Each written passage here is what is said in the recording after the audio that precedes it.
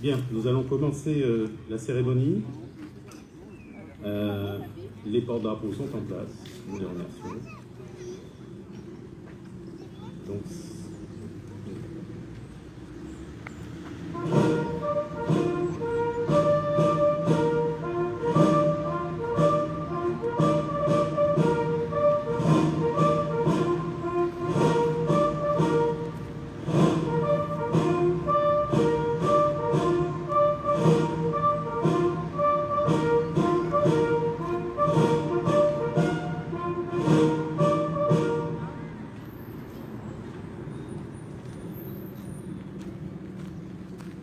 nous allons commencer par le dépôt des gerbes, en commençant par la gerbe de la FNACA qui sera déposée par son président, M. Potier.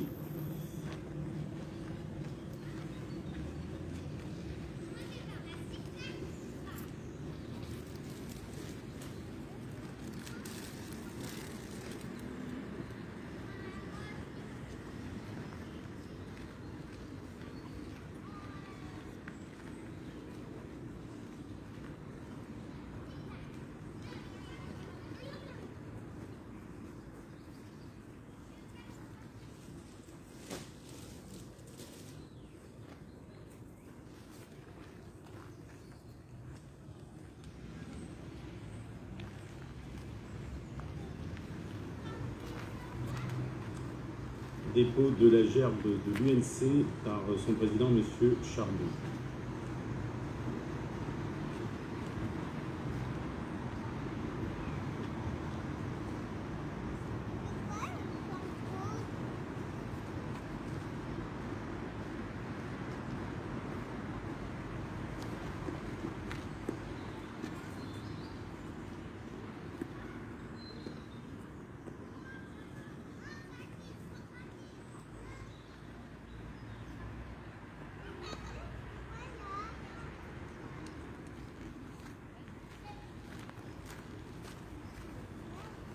Merci. Dépôt de la gerbe de la ville par Monsieur le maire de Verneuil-sur-Seine.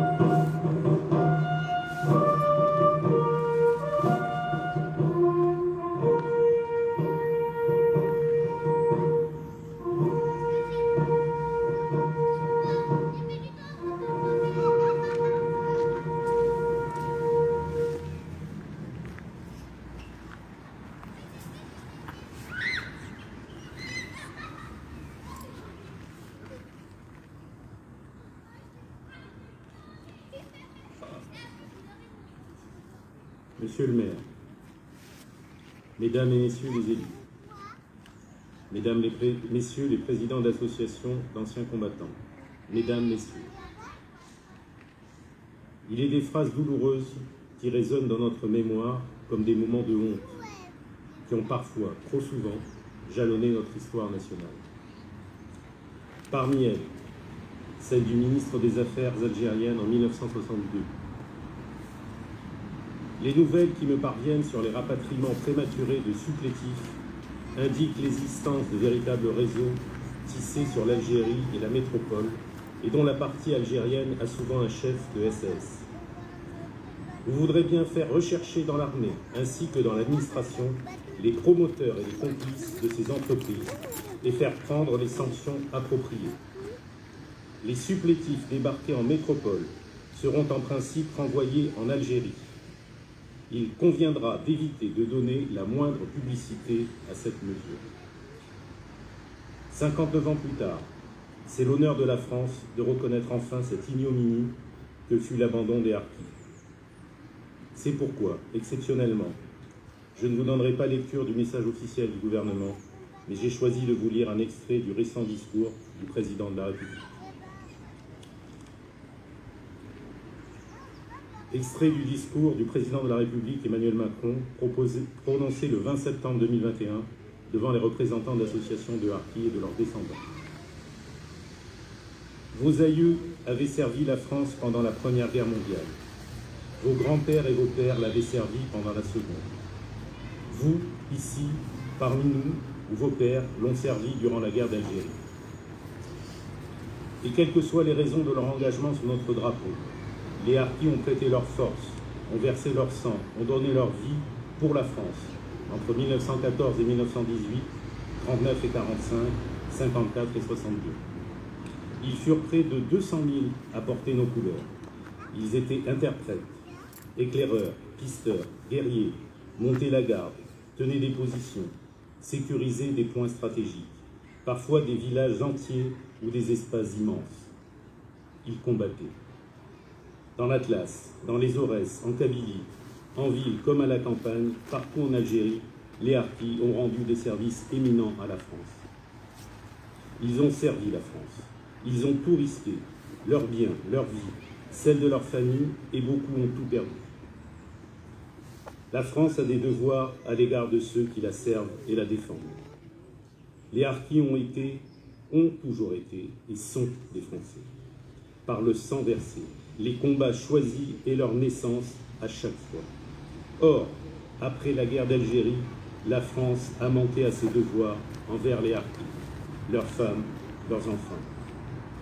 Le 19 mars 1962, c'était la fin des combats, le soulagement pour beaucoup, l'angoisse pour tant d'autres, le début du calvaire pour les harkis, la cruauté des représailles, l'exil ou la mort.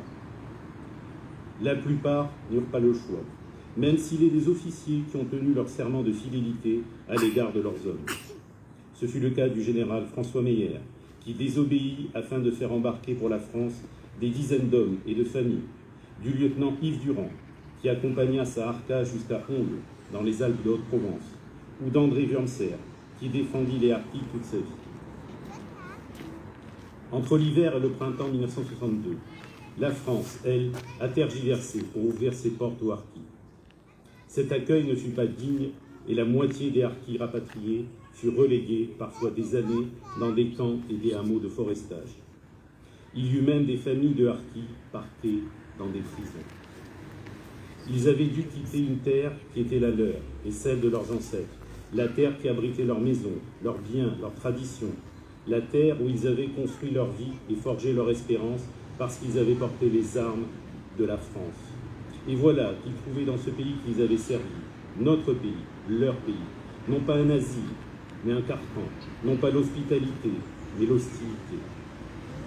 Les barreaux et les barbelés, les couvre-feux, le rationnement, le froid, la faim, la promiscuité, la maladie, l'exclusion, l'arbitraire et le racisme.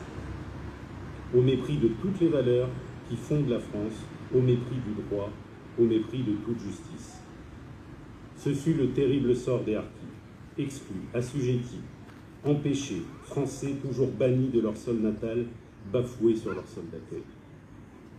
La France leur a lâché la main et leur a tourné le dos. Face à ceux qui l'avaient loyalement servi, notre pays n'a été fidèle ni à son histoire ni à ses valeurs. C'est pourquoi, aujourd'hui, au nom de la France, je dis aux harkis et à leurs enfants, à voix haute et solennelle, que la République a alors contracté à leur égard une dette. Aux combattants, je veux dire notre reconnaissance, nous n'oublierons pas. Aux combattants abandonnés, à leurs familles qui ont subi les camps, la prison, le déni, je demande pardon. Nous n'oublierons pas.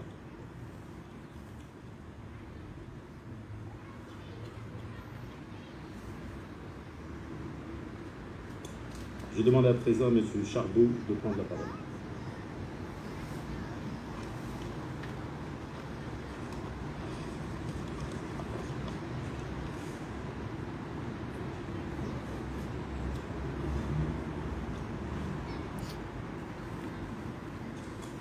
En novembre 1954, quelques dissidents issus d'un nouveau mouvement révolutionnaire, le FLN, déclenchent l'insurrection et commanditent des attentats dans les départements français de l'Algérie.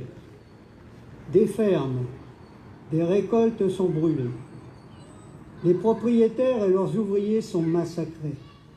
Le FLN entend s'imposer par la terreur en perpétrant des assassinats d'innocents. Les Européens et les Français musulmans s'inquiètent, malgré le soutien de la métropole et de son ministre de l'Intérieur, Mitterrand, qui déclare « L'Algérie, c'est la France, et la France ne reconnaîtra pas chez elle d'autre autorité que la sienne. » L'armée française intensifie le recrutement des appelés et des supplétifs. Qu'ils soient Mosgani des sections administratives spécialisées, SAS, membres de groupes d'autodéfense, combattants de groupes mobiles de sécurité ou de harkas, les harkis sont de précieux auxiliaires de l'armée. Craints des rebelles, ils sont l'espoir d'une population tiraillée entre ceux qui lui procurent travail, soins, sécurité, et ceux qui n'ont d'autre supériorité que le rasoir. Ils sont 180 000 engagés dans l'armée française aux côtés des militaires d'active et du contingent. Ils combattent des rebelles démoralisés, tant leurs pertes sont conséquentes. Commencent alors des négociations avec les représentants du FLN qui aboutissent à un cessez-le-feu et à la signature d'un semblant d'accord qui promettent une amnistie générale pour tous les actes de guerre commis avant le 19 mars et la liberté de circuler entre l'Algérie et la France. Hélas, dans les mois qui suivent, des milliers de supplétifs et de soldats musulmans de l'armée française, abandonnés par le gouvernement français, sont atrocement massacrés. Le monde combattant et à sa tête l'UNC se montre solidaire de ces valeurs supplétives qui ont fait le choix de la France en servant jusqu'au bout sous son drapeau. L'UNC se bat chaque année pour la défense de leurs intérêts légitimes. Enfin, plus de 60 ans après la guerre d'Algérie, le président Chirac, au nom de la France, témoigne sa reconnaissance envers les membres des formations supplétives pour les sacrifices qu'ils ont consentés et décrète le 25 septembre de chaque année sera la journée nationale d'hommage aux harkis. Honneur aux harkis, soldats de France.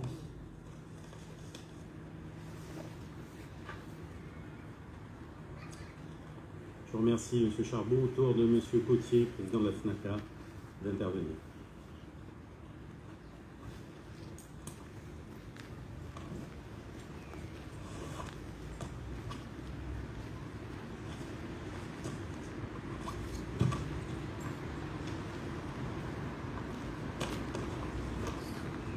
Monsieur le maire, mesdames et messieurs les élus, mesdames et messieurs, ce 25 septembre 2021, nous sommes réunis devant cette stèle dédiée aux anciens combattants en AFN et le Haut-Nord pour rendre l'hommage qu'il se doit et honorer la mémoire de ceux qu'on appelle les harkis et les forces supplétives et dont l'existence même a fait couler beaucoup d'encre pendant et après la guerre d'Algérie. Cette date du 25 septembre est désormais inscrite au calendrier commémoratif. Ces hommes qui ont servi la France avaient été recrutés massivement pour tenir l'Algérie et démontrer la faible représentativité du FLN. Tous ceux que l'on englobe désormais sous le vocable de harkis figurent en Algérie avec dévouement et ardeur aux côtés de l'armée française de 1954 à 1962 pour défendre les idéaux de notre pays, leurs terres et protéger leurs familles. 25 septembre 2014, devant le mémorial du Quai Branly, Manuel Valls, Premier ministre, déclarait ceci, je cite, « Combattants, vous avez porté l'uniforme français, vous êtes battus pour ce pays. vous êtes entrés dans l'histoire. » Fin de citation. Qui mieux que nous, anciens combattants en AFN et acteurs de cette période trouble et sanglante, qu'on appelait longtemps des événements, peuvent témoigner de l'engagement de ces harkis qui partagèrent les combats à nos côtés dans les harkas, formations très mobiles ou dans des commandos sous la responsabilité d'officiers français. J'ai moi-même eu la charge et l'honneur de commander une section de ces combattants qui ont payé un lourd tribut à cette véritable guerre durant et là, après la fin des combats le 19 mars 1962. À la suite des accords d'Évian, les garanties de non-représailles données par l'ALN vis-à-vis de ces harkis, considérés comme traîtres par les partisans de l'indépendance, dont la majorité de la population, furent délibérément violées. C'est à partir du 3 juillet 1962, date de l'indépendance, que des milliers d'entre eux furent alors faits prisonniers, torturés, massacrés, ainsi que des femmes et des enfants de leur famille.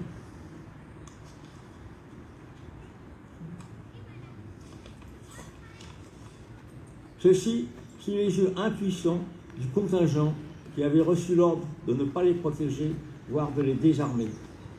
Le nombre de harkis tués après le cessez-le-feu est estimé à 70 000 au moins, sans aucune certitude sur la véracité de ce chiffre. Avec l'aide de certains officiers supérieurs qui osèrent leur apporter leur aide en enfreignant ainsi les ordres reçus, un certain nombre d'entre eux de regagner la métropole où ils furent accueillis dans des conditions innommables. Parqués avec leurs familles, appelons ça comme cela, aux quatre coins de l'Hexagone, dans les fameux hameaux de forestage, de triste réputation, dans des habitations en béton, construites à la hâte, ou bien dans des prisons désaffectées ou d'anciennes casernes, dans des conditions déplorées, de vie déplorables, sans eau courante et avec des sanitaires communs. Mais ce n'était que 42 500 harkis et leurs familles qui purent s'établir en France métropolitaine, sur un nombre total de supplétifs évalué entre 200 et 250 000. Les dernières structures d'accueil ne disparurent qu'en 1975. Bref, le drame des harkis résultait en majeure partie de la conséquence des dirigeants de l'époque ne pouvaient pas rester dans l'ignorance. Bien après la fin de ces hostilités, au fil des années, un semblant de reconnaissance apparut. Le 23 septembre 2001, Jacques Chirac affirme, je cite, « La France n'a pas su sauver ses enfants de la barbarie ». Fin de citation, au sujet des massacres. Le 14 avril 2012, Nicolas Sarkozy a officiellement reconnu la responsabilité du gouvernement français dans l'abandon des harkis après la fin de la guerre d'Algérie. Il décrète, je cite, « La France se devait de protéger les harkis, elle ne l'a pas fait. La France porte cette responsabilité devant l'histoire. » Fin de citation. Le 25 septembre 2016, c'est au tour de François Hollande de reconnaître la responsabilité française dans les massacres des harkis. Il affirme, je cite, « La reconnaissance et la responsabilité de la France est un acte symbolique qui fait avancer la paix des mémoires, de toutes les mémoires de la guerre d'Algérie, de ces mémoires blessées. » Fin de citation. Enfin, le 20 septembre courant, Emmanuel Macron, premier président à prendre conscience de la singularité de ce drame, a officiellement demandé pardon à harkis et à leurs familles et annoncé la promulgation d'une loi de reconnaissance et de réparation. Nous en prenons acte. Nous, anciens combattants en Algérie, qui avons vécu et partagé ce drame, invitons tous les passionnés d'histoire ou simplement les curieux à découvrir ou à redécouvrir cet épisode de la guerre d'Algérie, trop longtemps appelée guerre sans nom, et dont l'état de guerre ne fut reconnu officiellement qu'en 1999.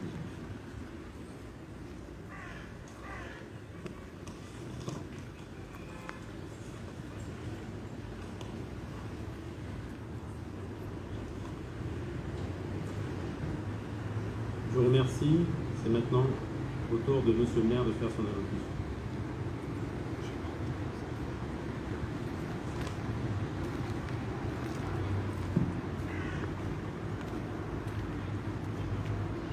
Chers élus, Verneuiliennes, Verneuiliens, Monsieur le Président, chers porte-drapeaux, comme chaque 25 septembre depuis 2003, nous honorons à cette date les harkis et supplétifs. Quelle tragédie que leur histoire. Engagés par la France et pour la France, plus de 200 000 hommes et femmes sont venus renforcer notre armée dans une guerre fratricide qui ne visait pas son nom. Ce n'était pas la première fois. Leur père et leur grand-père avant eux avaient déjà servi la France lors de la Première et de la Seconde Guerre mondiale. Dès 1954, les premiers supplétifs étaient appelés en renfort, la plupart des unités nord-africaines, étant alors encore retenus en Indochine. Leur nombre ne cessera d'augmenter jusqu'à l'issue du conflit, sous différentes appellations, sous différents statuts. Des milliers d'entre eux mourront au cours des combats ou des attentats perpétrés durant le conflit. Tous croyaient en ce que la France pourrait continuer d'apporter à leur terre natale, à la démocratie. Ils avaient fait le choix de la France et leur histoire y reste et il sera toujours irrémédiablement lié. Ce choix, ils l'ont payé d'un très lourd tribut, celui de l'abandon au mieux, celui de la vie au pire. Au sortir du conflit, ces hommes qui avaient servi notre drapeau et déchiré leur cœur en combattant les leurs ont été pour certains oubliés, pour d'autres exilés. Ceux qui restèrent en Algérie connurent les pires représailles. Plus de 70 000 d'entre eux ont été massacrés, torturés.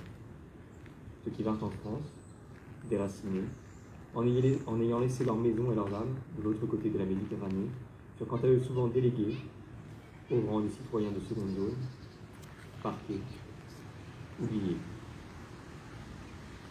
La France est grande, mais elle n'a jamais été à la hauteur de leur sacrifice. Aujourd'hui encore, pour les générations que nous sommes, le poids de la culpabilité est resté intact, peut-être même encore plus intense, car avec le recul des années, l'atrocité de l'histoire, de leur histoire, est éclatante. La reconnaissance de leur souffrance comme celle de nos torts semble s'affirmer d'année en année, de discours présidentiel en discours présidentiel, comme en témoigne celui prononcé par le chef de l'État le 20 septembre dernier. Pourtant, la réalité est là. Et à défaut d'oubli, il faut laisser place au pardon. Un pardon long, un pardon sur la durée, vis-à-vis duquel nous devons continuer chaque année, et à Verneuil pour la seconde fois, de commémorer les harkis et les supplétifs. À son tour, la ville de Verneuil, reconnaissant, ensemble, salue leur mémoire et les remercie de leur sacrifice. Nous vous devons beaucoup, nous vous devons le monde d'aujourd'hui et le monde de demain. Je vous remercie.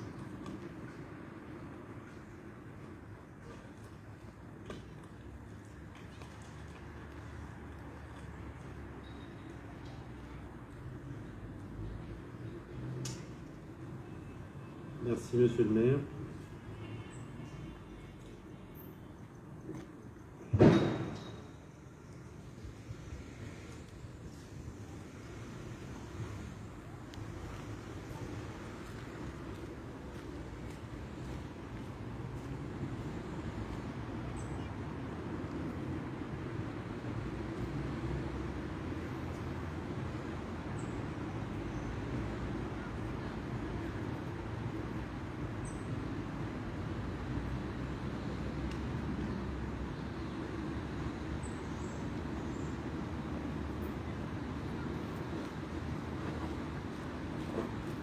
Allons enfants de la patrie, le jour de gloire est arrivé.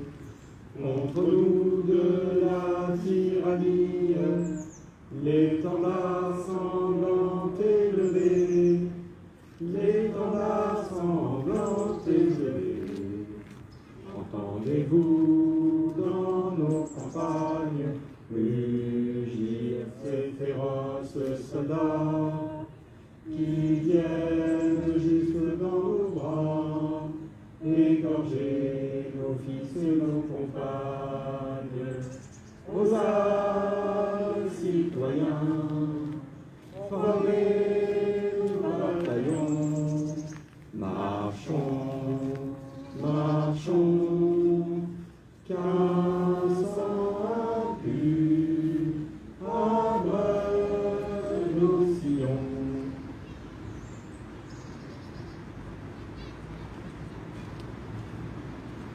Merci. La cérémonie se termine. Nous allons remercier tous les participants et en particulier nos porte-drapeaux. Merci de votre présence.